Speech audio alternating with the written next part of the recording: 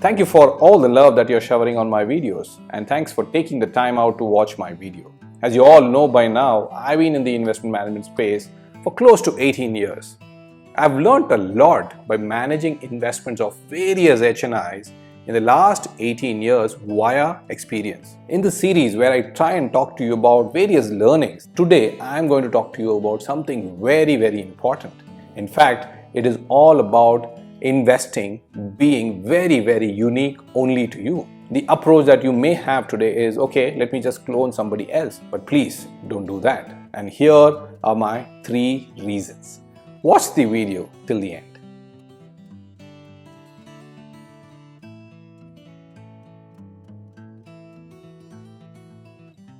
Let me start by explaining you my view about risk.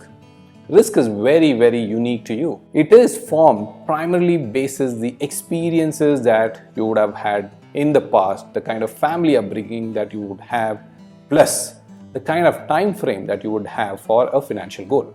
Let me share my experience with real estate. Today I believe that real estate is on an upcycle, but I'm going to be very off investing in real estate. You know why? Because whenever I've invested in real estate in the past, I've had 2 such incidents which has been so very entrenched in my mind that I always consider real estate as risk. You know why? Primarily because when I had given my money to a real estate developer, he never bothered to return it back. And this is way back in 2006, 2007 when I started off my career. Just imagine the kind of compounding effect it could have had on my portfolio. And this didn't happen once, it happened twice. Post which I decided that if I'm going to ever invest in real estate, it's going to be a place where I'm going to stay. Therefore, I believe though that real estate is good today, I'm not going to invest in it for returns. Why invest in real estate when I can actually make decent returns in equity itself? That set apart, risk is very unique to you. As I said, you need to understand your risk parameters and not try and clone what your friend does. He may take additional risks or he may be a lot more conservative. You may be a very high risk investor. You may be an aggressive investor who wants aggressive returns. Therefore, just trying to clone your friend will not work. Plus, please remember, the timelines of your financial goals may be very different from your friend's timeline, your boss's timeline, your sub-junior's timeline, and therefore, risk versus reward is unique to you, and you should always go by what is suitable to you and not try to clone anybody else. Got my point? The second part is about going for a cookie cutter approach. Wherever you go, remember, they will always ask you a set of questions, determine your risks, and then say this is the allocation that you need to go in for. Because this is cookie cutter.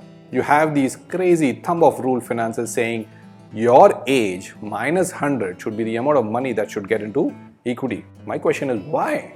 Why should I follow that rule? Why is it that I should do something which is common to everybody? Why can't I be different? And that's a question that you should ask yourself before choosing an asset. An asset that may be very good for an investor friend of yours may not really be suitable for you. Again, from my experience, a lot of people ask me, why don't I give my views about crypto? I don't understand it. For all you know, I may miss a big rally. I may miss the biggest return generator of the decade. But I'm okay with it because primarily I don't understand that. And when I don't understand a certain asset, why should I give my hard-earned money to that particular asset? Yes, there are downfalls to it. For all you know, that asset may turn out to be great or go down in the dumps. But it's okay. That's a choice I'm trying to make. When you create a portfolio, don't go for a cookie cutter. Try to create something that is suitable to you. Add assets that you understand.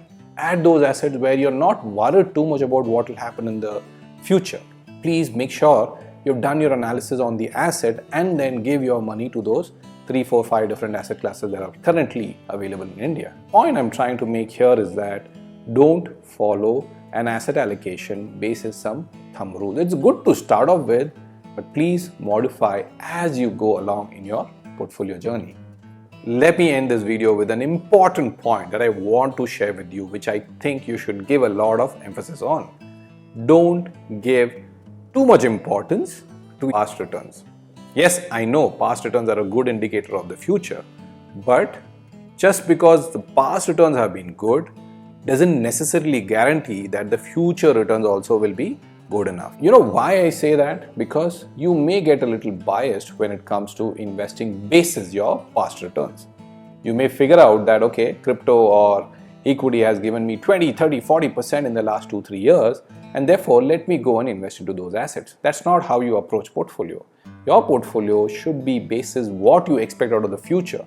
Your portfolio should be based on what you need in the future. It shouldn't be what has the asset given in the past. If you choose an asset that is not suitable to your profile and it starts coming down, you will have a very, very bad experience, thereby leading to permanent losses.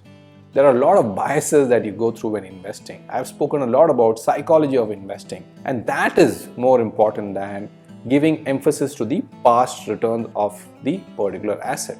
Yes, it is important to know the past, but that is more to understand the trend. That is more to understand the performance of the particular fund manager. It is not to tell you that, okay, the fund manager has done well, that particular asset has done well, let's go all towards it. I hope you found this video useful.